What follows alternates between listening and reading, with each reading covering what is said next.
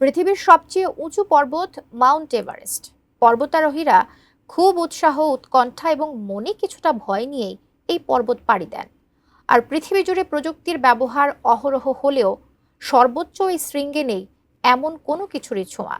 তবে এবার প্রথমবারের মতো উন্নত প্রযুক্তির আবির্ভাব ঘটেছে মাউন্ট এভারেস্টে। প্রয়োজনীয় জিনিস পৌঁছতে শুরু করেছে মানুষ ছাড়াই। এভারেস্টের চূড়ায় নতুন এই প্রযুক্তি কি, বিস্তারিত জানাচ্ছেন ইশতিয়াক হোসেন। বরফে মোড়া নির্জন এভারেস্ট বেস ক্যাম্পে আচমকাই নেমে আসে একটি সিঁড়ি, তাও আবার আকাশ থেকে।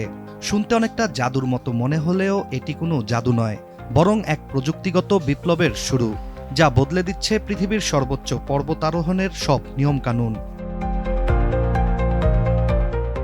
মিলান পান্ডে এয়ারলিফট টেকনোলজির একজন ড্রোন পাইলট। তিনি এখন এভারেস্ট শেরপাদের সবচেয়ে বড় সহায়। কারণ এভারেস্টের বেস্ট ক্যাম্প থেকে ক্যাম্প 1-এর মাঝে যে খুম্বু আইসফল অবস্থিত, তা পৃথিবীর অন্যতম বিপজ্জনক গ্লেশিয়ার হিসেবে বিবেচিত। শেরপারা বহু বছর ধরে দড়ি, সিঁড়ি ও অক্সিজেন নিয়ে প্রাণ ঝুঁকিতে এই পথ পাড়ি দিয়ে গেছেন।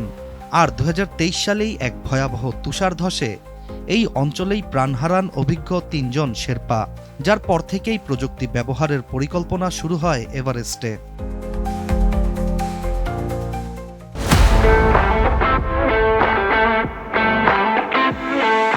এয়ারলিফট টেকনোলজির উদ্যোগে ড্রোন ব্যবহারের সিদ্ধান্ত নেওয়া হয় এভারেস্টে, যার ফলে ড্রোনের মাধ্যমে মাত্র 6 থেকে 7 মিনিটেই এভারেস্টের বেস ক্যাম্প থেকে প্রয়োজনীয় জিনিসপত্র পাঠানো সম্ভব হচ্ছে ক্যাম্প 1-এ।